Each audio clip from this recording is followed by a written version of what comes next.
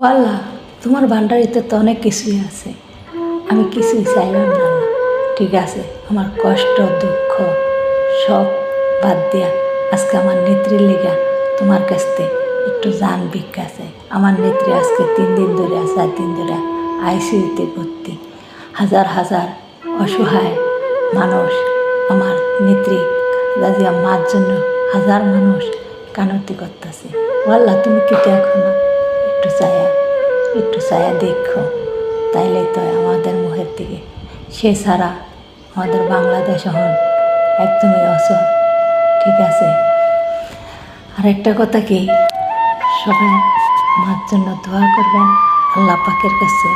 ঠিক আছে, নামাজ পড়বেন, সবাই মার জন্য দোয়া করবেন, আমার নেত্রীর জন্য। আমি কোনো সময় কোনো ভয়েস ভিডিও নিয়ে আসি না, আজকে আইলাম শুধু আমার মা অসুস্থ বিদায়, তাই আমার মার মতো। ঠিক আছে, সে আমার নেত্রী, সে আমার অনেক গর্ব।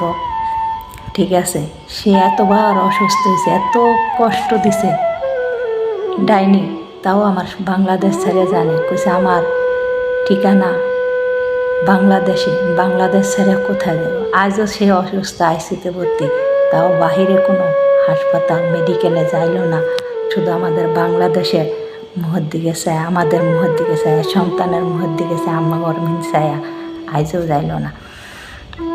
তো এই ভিডিওটা আপনারা বেশি বেশি করে শেয়ার করবেন, আর সবাই যে যেখানতে পারেন আমার মার জন্য বেশি বেশি দোয়া করবেন নামাজ পড়িয়া।